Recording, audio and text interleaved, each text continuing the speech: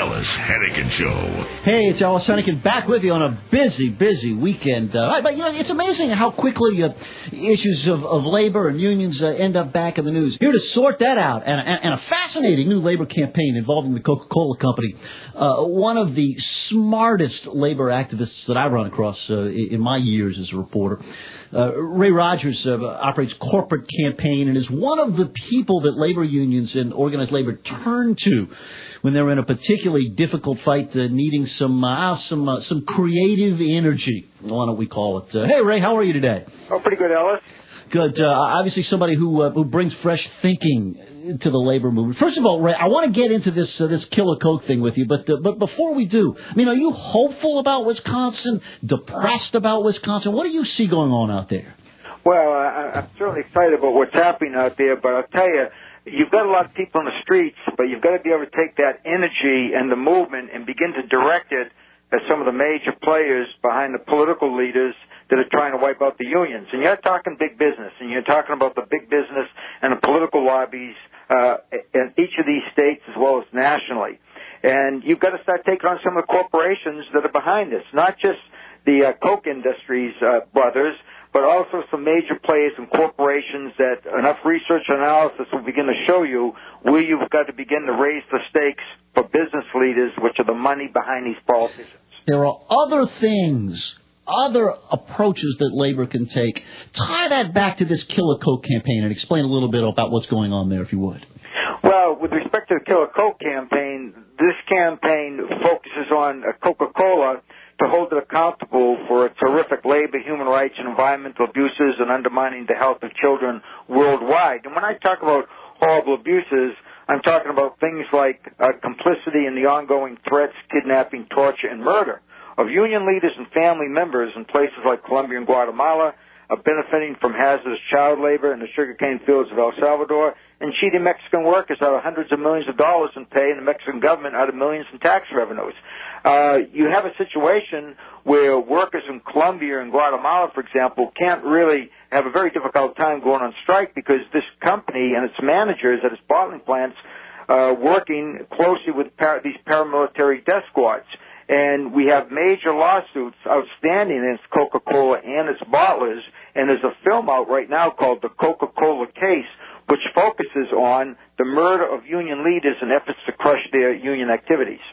I was talking with Ray Rogers, a labor activist. How do you get from that public image in America of Coca-Cola to some of the stuff that you're talking about? Well, let me just say that we're obviously communicating pretty well about these issues, and it's difficult because Coke spends about $3 billion a year to develop an image that has nothing to do with the ugly reality that this company is. Right now, we've gotten Coke kicked off about 60 college and university campuses and out of some secondary schools. Some of our biggest victories have been getting them, ending their exclusive contract, kicking them out of Rutgers University, kicking them out of the State University of New York, Stony Brook, kicking them out of DePaul University. They're losing tens of millions of dollars just by losing these university contracts. We also have some of the biggest labor unions. For example, Bob King, the president of United Auto Workers, just came out and said, we're going to get Coke not only out of our international union, but we're calling on all of our locals to kick Coke out of the local unions and out of their shops.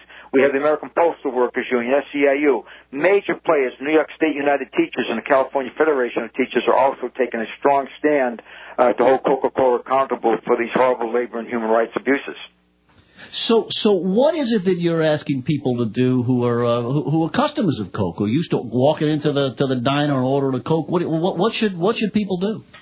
Don't consume any more Coca-Cola beverages. But what's critical is it's very difficult to organize, we'll say, an effective boycott to turn millions of consumers off from a product and keep reminding them that the struggle is still going on because of Coke's incredible advertising and marketing ability. What we do is we're cutting out major contracts of the company.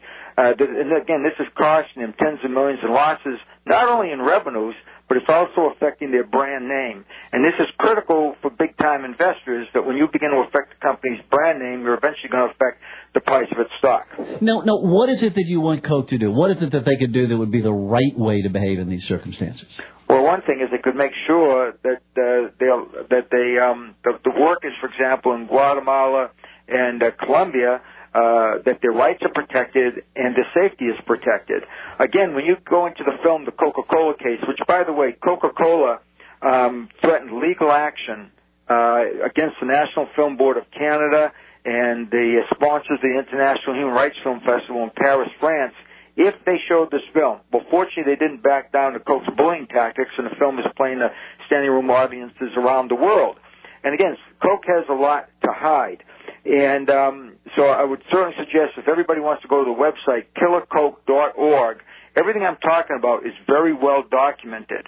There's also a website just on the film called the CocaColaCase.org, again, which people can see a 2-minute trailer or a 6-minute synopsis, and they can find out how they can order the film.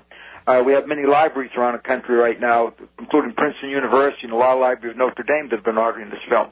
But again, this campaign is I want to make it real clear, is a movement of we's and not I's, and we need all the help we can get if justice is to prevail. But the website, killercoke.org, I will challenge Coca-Cola, a company that I say operates like a criminal syndicate with impunity. I would challenge them to sue me when I say that the world of Coca-Cola is a world full of lies, deception, immorality, corruption, widespread labor, human rights, and environmental abuses.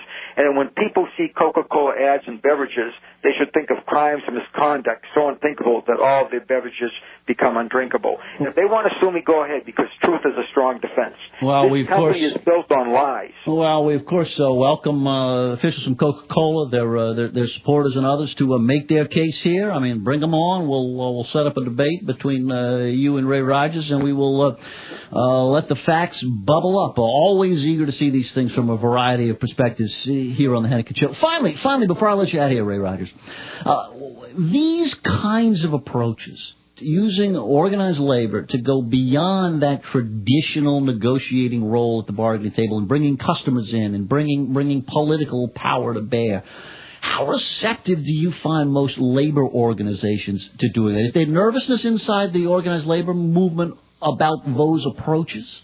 Well, they have been over the years, and usually unions that come to us are almost on their last legs, and we've been able to turn impossible situations into victories. And the way this all started was back in the 1970s. I developed what was called the corporate campaign concept, and if people remember headlines back then, they'll remember that the CEOs of this big textile firm, J.P. Stevens and Company, the CEOs were resigning from the textile company, from Manufacturers Hanover Bank, from Avon Products, from New York Life Insurance Company. And then at the annual meetings, hundreds of people were going into the annual meetings. This was me. This is part of my strategy. And eventually we won a major victory against this particular J.P. Stevens company, which was in the South. But again, these innovative strategies and tactics, I'll tell you right now, one of the industries that's really, all industries are under attack, but you take the airline industry. My God, the unions have so much more power than they've ever realized, and that they still use the same old tactics. Unless they begin to use innovative tactics and many other unions, both in the public and the private sector, okay? Because the corporate campaign concept is very adaptable to the public sector. And unless they begin to use new and innovative tactics, they're going to continue to take these beatings, and they're going to continue. The labor movement is going to shrink and shrink and shrink. Right now, even as small as it is, if organized, the labor movement is a very powerful force. And believe me, what's important about labor unions, they protect and improve the wages and working conditions and rights of all workers, union and non-union. But one thing, Ellis, that's very critical that people don't seem to understand. There are two critical ingredients we need if democracies are to flourish. One is freedom of the press, and more of the press in this country is being controlled by corporations. And the other thing is free trade unions. You lose either one of those things, and you are headed in the wrong direction, and democracies will not be real democracies. They'll end up as being dictatorships. Right at the center of the debate, as uproar unfolds in Wisconsin, as the Killer Coke campaign rolls on, Ray Rogers. Keeping them honest out there at every single chance we get. Busy weekend on the Henican Show. The Ellis Henican Show.